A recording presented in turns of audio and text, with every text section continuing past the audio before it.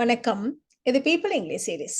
இந்த வீடியோல ஹேவிங் டுனா என்ன, ஹேவ் டு ஹேஸ் டுக்கும் இந்த ஹேவிங் டுக்கும் என்ன டிஃபரன்ஸ், எந்த இடத்துல நம்ம ஹேவிங் டு யூஸ் பண்ணலாம் அப்படின்றத பத்தி நம்ம டீட்டெயிலாக தெரிஞ்சுக்கலாம்.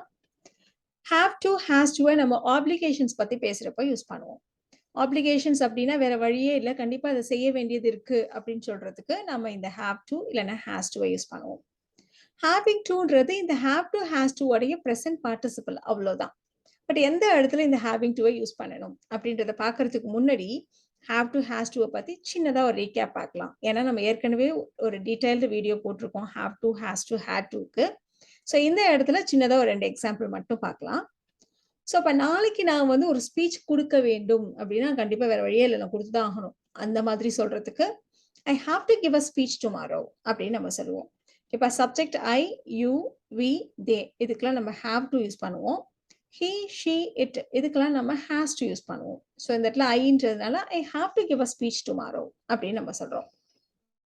இப்போ அதையே ஆப்போசிட்டா செய்ய வேண்டியது இல்லை அப்படின்னு சொல்றதா இருந்தா டோன்ட் ஹாவ் டு இல்லை டசன்ட் ஹாவ் டு யூஸ் பண்ணுவோம்.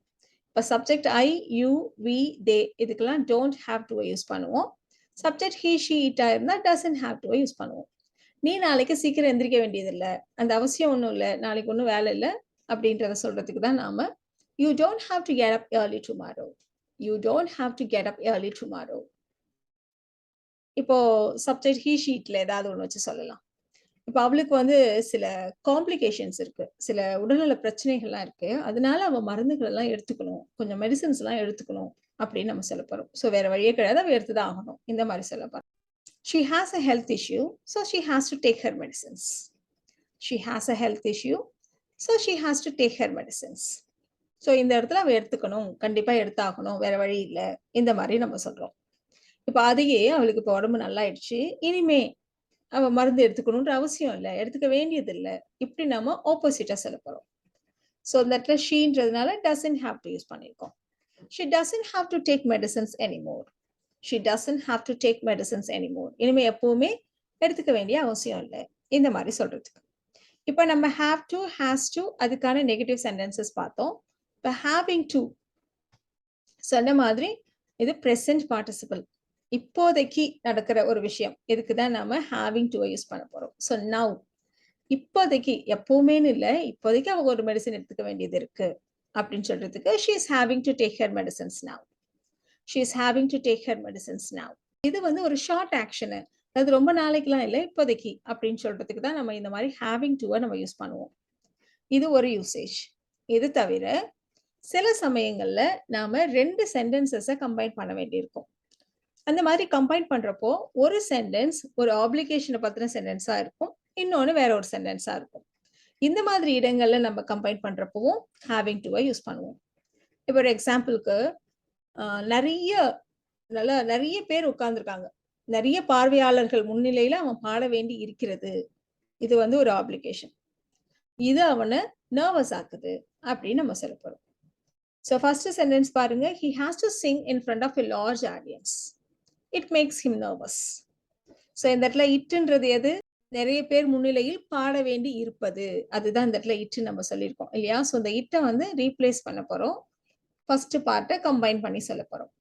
ஸோ ஃபர்ஸ்ட் பார்ட்ல he இருக்கு, அதை எடுத்துடலாம், has toக்கு பதிலாக having to.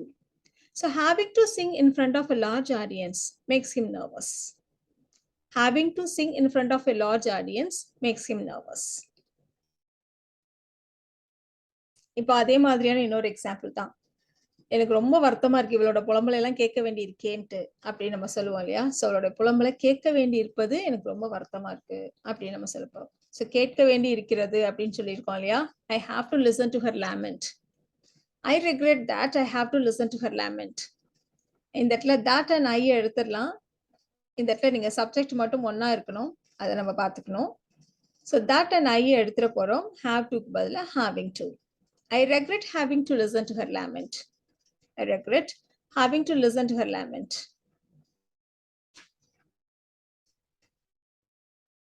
இப்போ நம்ம ஒரு நெகட்டிவ் சென்டென்ஸ் பார்க்கலாம்.